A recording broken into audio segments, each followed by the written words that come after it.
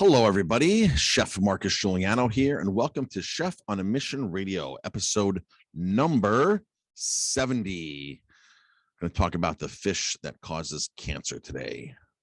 But wait, isn't fish supposed to be good for us? Well, yeah, fish is supposed to be good for us, supposedly. If you listened to me in the past or caught my YouTube channel, you know that there's a specific fish that I am very opposed to, extremely opposed to. So we're going to talk about a brand new article on this particular type of fish in just a moment here. But first, this is brought to you by Aroma Time Bistro, my restaurant since 2003, located in the Hudson Valley in Ellenville, New York.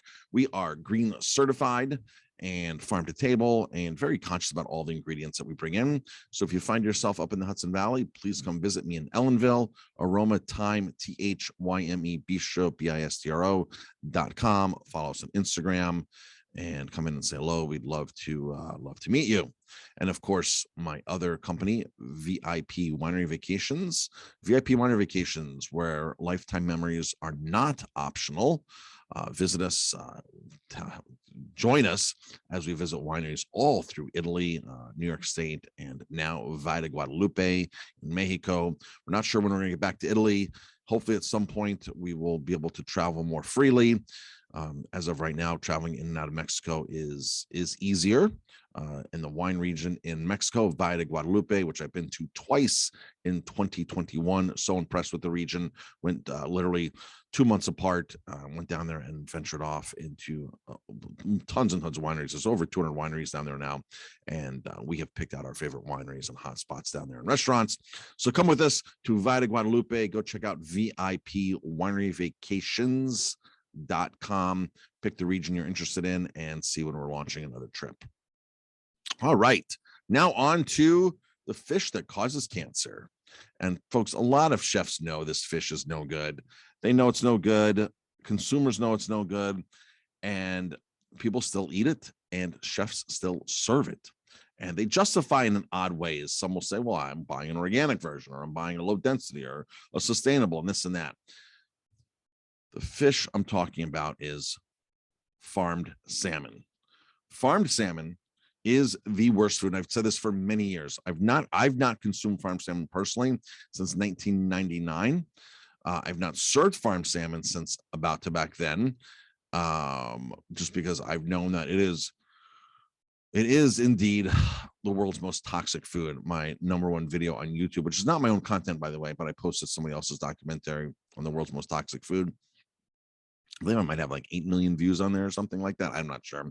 5 million, 7 million, 8 million. I'm not sure how many views, but it has millions and millions and millions of views on the fish farming industry, and specifically salmon, Norwegian salmon.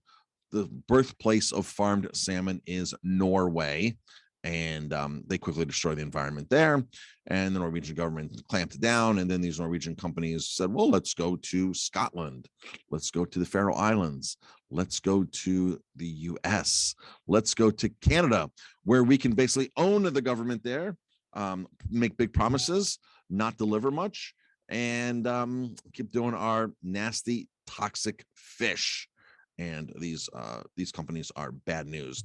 So current news, December 13th, 2021, an article in, let's see, this is express.co.uk, brand new article. And I saw this, a friend had shared this on Facebook, Don Staniford, one of the most outspoken activists, salmon farm activists out there in Scotland.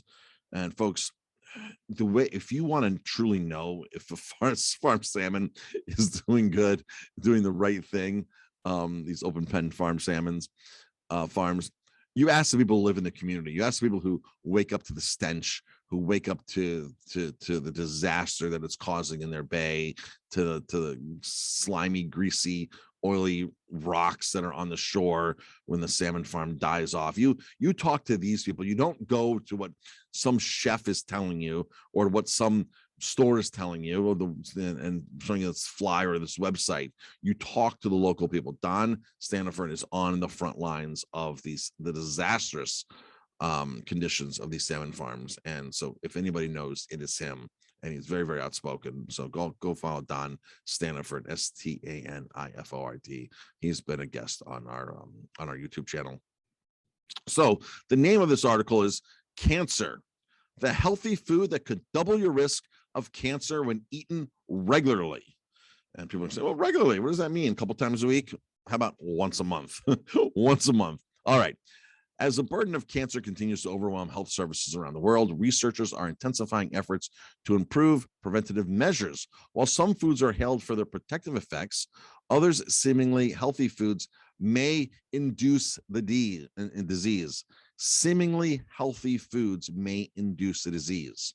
So, health services are currently facing immense pressure to meet targets for emergency cancer care after COVID-19 disruptions through many of these agencies into chaos in 2020 and 2021, right?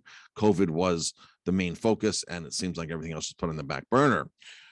Careful food intake is paramount for both healthy individuals and cancer patients, as evidence shows what we eat can significantly alter our risk and progression of the disease. In some of the past papers, food widely consumed around the world has been found to double the risk of prostate cancer, double the risk of prostate cancer. You know, food, people don't realize how they're saying, you know, that they're monitoring here food and this and that's. You really don't realize how much they're not doing for us in food when it comes to people that have cancer, people that have heart disease, people that have these degenerative diseases. Food is an answer in a massive way. And it may not be the only answer in each person's individual, but doctors totally overlook the true power of food. Let food be thy medicine and medicine thy food, right? Very, very, very profound, but doctors just don't, you know, they like to say, oh, well, genes, it's your genes, and this is in your hereditary, this is, you know, hereditary. Folks, food is super powerful. So back to the article. Salmon as a food source is deemed highly beneficial for health because it's an excellent source of omega-3 fatty acids. This is true for both wild caught and farm raised, is what this is saying. I guess there is going to be some omega-3 fats in farmed salmon, true as in both wild and farmed. However, while one fish is caught in open water, fish that swims around 2,000 miles, gets back to its original place and spawns and lives in this amazing environment. The other is raised in confined spaces, which may have implications for health. A large study published in 2004 found that PCBs in farm-raised salmon were 8 times higher than concentrations in wild salmon, according to the Harvard Health Publishing. Now, PCBs are in our environment, folks. They're everywhere. So just because you're buying wild fish doesn't mean that it's going to be PCB free. It could have some, but they're saying here that farmed salmon has 8 times the amount. PCBs are man-made chlorinated industrial chemicals. They've been banned for decades, but of course it's in the environment. So if it's not going to deteriorate out of the environment, it's probably not going to deteriorate out of your own body once it's introduced, right? So certain things that go into your body and just bioconcentrate, and the same thing happens in fish, which is why certain fish are very high in mercury, because it just keeps bioconcentrating from one fish to another fish to another fish to another fish, and then you eat the large fish, and that goes into you. So if the fish can't get rid of it, you probably can't get rid of it. The Environmental Defense Fund explains that the chemicals were previously released into the environment from hazardous waste sites. By the way, folks, I've often heard that the Faroe Islands was a big dumping ground for a lot of waste. That is one of the places where they claim that their salmon is pure and pristine, their farm salmon. However, I heard after World War II that the Faroe Islands was a big dumping ground for a lot of waste. So who knows really what's happening in the water there. There's not much else going on in the Faroe Islands besides lots of salmon farms, and they do a great job in marketing, a fantastic job in marketing. So let's see. Scientists were first warned that regularly eating farmed salmon could increase the risk of developing cancer after discovering multiple cases of contamination. Salmon raised on British fish farms were particularly contaminated with carcinogenic chemicals. The findings published in Scotland Scotland is one of the worst when it comes to salmon farming. Worst for mortality rates. Mortality rates is the fish that die, per 100, the percentage. Scottish salmon is up to like 22%. 22% of the fish actually die from living in toxic disease environment in the water. Disease riddled salmon, and those diseases folks go out into the wild. They spread into the wild salmon, they spread into the other fish in the area, and they just don't get contained. They don't get contained in, you often hear me say the term open net fish farming, open pen fish farming, open net.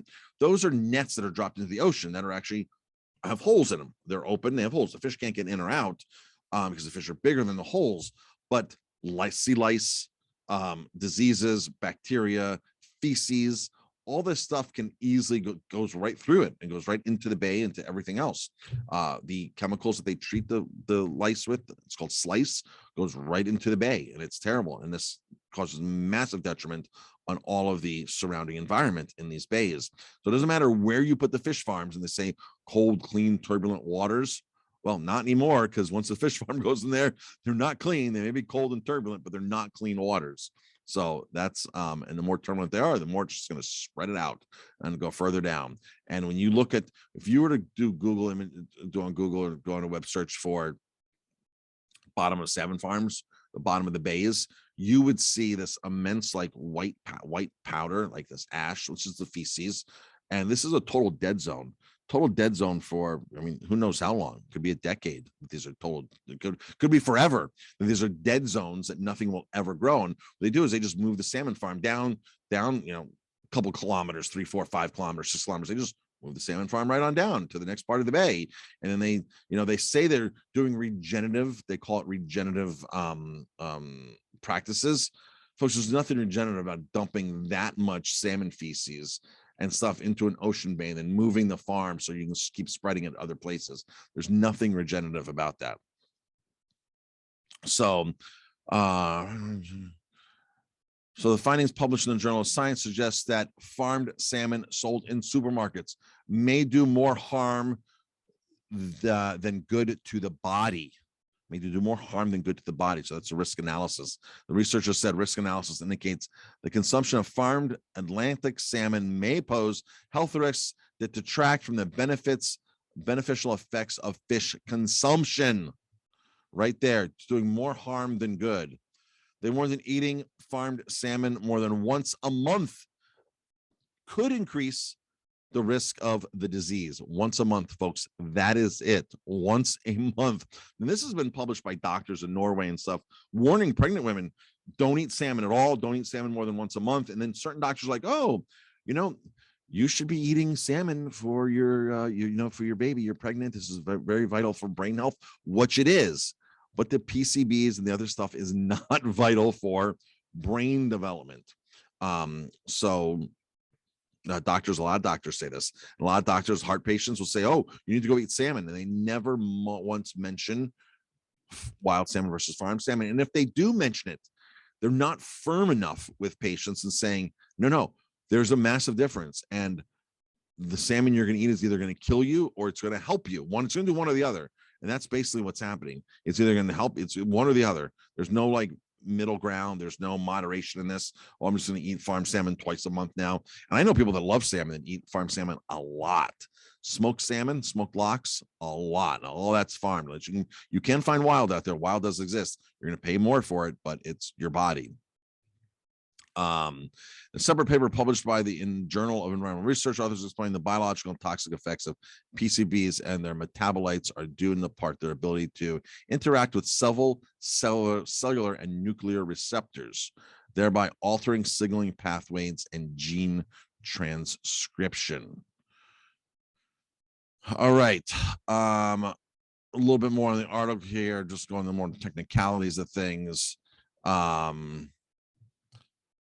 However, of course, there's always, another angle. However, according to the Illinois Department of Public Health, there's no evidence that PCBs cause cancer at low levels normally found in the environment. But at anything, low levels of mercury are still aren't good for you. It doesn't matter. A poison's a poison, right? That's what I've never quite understood. So studies of human Workers exposed to high levels of PCBs have not consistently shown that PCBs cause cancer, says another health watchdog. So right now it is December and wild salmon is out of season. If you're concerned about eating wild salmon, you will need to look for